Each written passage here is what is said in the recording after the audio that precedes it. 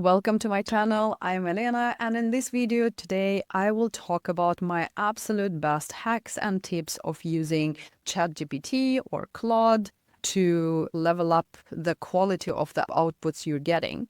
So you've been exploring ChatGPT, but you feel like everything sounds AI, and I'm not really getting things that feels authentic or that's something that I can actually use. I'm sure one of those or all of those tips will be super valuable for you. So tip number one, create instructions for ChatGPT. In the ChatGPT settings, you have a possibility to write custom instructions.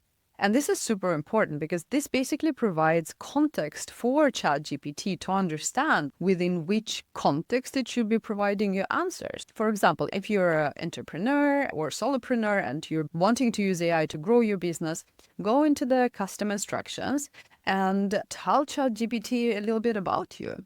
In my case, I'm a digital solopreneur. I create different types of products. I create different types of content. So all of those things I put into the custom instructions. I also put some context from my personal life if it's relevant. For example, I really love personal development and I love human design and using that knowledge for my own productivity. So I might want to integrate that message there. But basically, put everything that you find important for someone else to know about your business, about your goals, like what's your financial goals, like what are the goals for this year.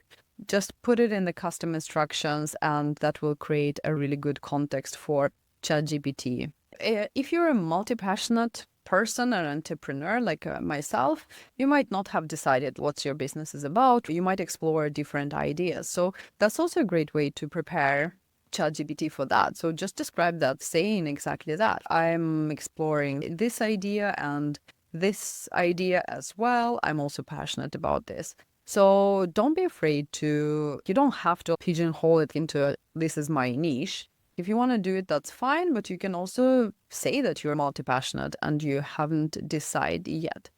And whenever something changes, whenever you evolve your business or something new comes up or you want to do something new, you can just add that to the instructions. So for example, I just started this YouTube channel and I've added this to my custom instructions in ChatGPT because that will help me to tailor it to myself when I ask ChatGPT to help me create bullets for my script or to bounce some ideas and brainstorm some ideas with me. So tip number two, and I think way too many people just disregard that. I don't understand, honestly. Tip number two is talk to ChatGPT.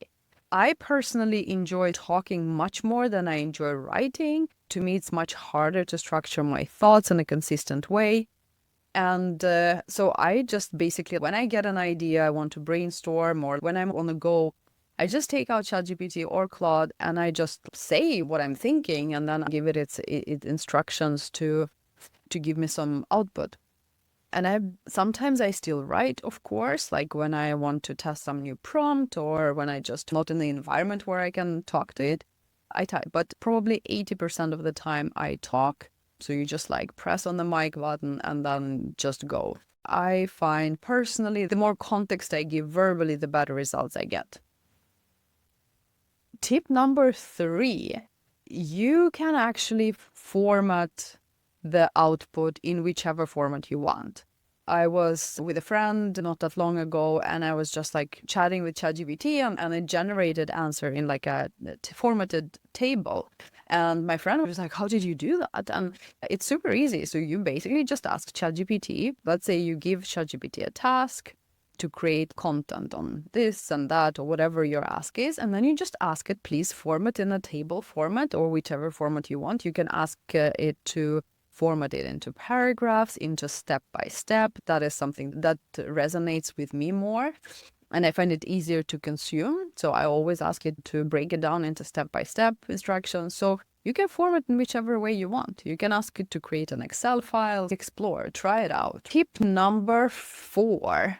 If you are like myself and you are using ChatGPT for very many different things, you're multi-passionate and you just sometimes you wake up with an idea and then want to build a business around that and you like load ChatGPT with a huge task and start exploring that. But sometimes there's other things that you just don't want to be saved because ChatGPT keeps tracks of all the things that we're sharing unless we clear its memory.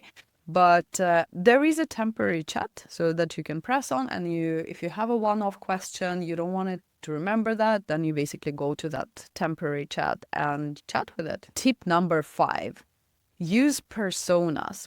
So that has been a game changing for me. I have different business ideas that I explore, and I build different types of products. So using personas can go both ways. So you can ask ChatGPT to act as a certain persona, right? Like, for example, act as a financial advisor, or act as my strategic brainstorming partner, or act as my co-founder. So you can apply different personas to ChatGPT to help it contextualize like what kind of answers to give you. But there's also other way of using personas. Like, for example, if you are creating your business from scratch and you want to understand your target audience a little bit better, you can also ask ChatGPT to create personas of your ideal customer. So it's a little bit different, and I can create a separate video on that because there's other tips and tricks that could be used. So let me know in the comment if that's something that would be interesting. I use personas in terms of telling ChatGPT who it is. That will help you to level up the output that you're getting. If you are still beginner to intermediate, sometimes you haven't really nailed your prompt game yet, because that is a skill that you will develop over time.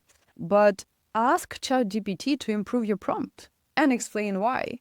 So basically, put on the prompt that you have, try to run it. If you don't get the answer, like the output that is really good or valuable to you, ask ChatGPT to improve it. Ask it to improve it and explain why. So that's both a learning process for you, but also you actually get an improved prompt, and then you can run it again, and then you get better answers. And my last tip, I think it's number 7. Basically, there is a functionality of a project within ChatGPT. If you are, let's say, for myself, I have 2 distinct parts of my business, right? Or like 3, but let's say 2. It's creating different digital products, creating print-on-demand products, building Shopify store, all those kind of things that I'm exploring, how to make money online. But also I have the second part, which is more like sharing my knowledge and helping me to create content on the topics that I feel passionate about, such as AI. So to me, those are 2 distinct differences. And it can get messy if you just have all your chats in one unorganized. It can become super messy, and then you have to explain the context every time and so on. So what I do now is that I create a project. In this project, you have a possibility to upload certain documents or upload screenshots. You can upload different types of content into the project to help ChatGPT to understand your project from different perspectives. So the more content that you give, the more documents you attach, the better. And basically, let's say I would create one project just specifically for creating YouTube videos, right? And there I will upload my like profile, like what do I want to talk about, right? So what topics I want to cover, what is my knowledge, what is my skills, what do I want to achieve with this channel, like all those things. I will put this in the project, and then every time I need help with YouTube, I will just go into that project and I will chat with ChatGPT in that context. I've just recently started exploring that. I use it both for ChatGPT and for Claude. I just find that the output is much more relevant and honestly sometimes just mind-blowing. It's so good. So that was my last tip. I hope you enjoyed this video. Let me know in the comments if this format is of value to you, and I'm happy to create more content on that. Have a great day and see you in the next video. Let me know in the comments what is your favorite ChatGPT hack. Share it with the community here on YouTube, and I'll see you in the next video.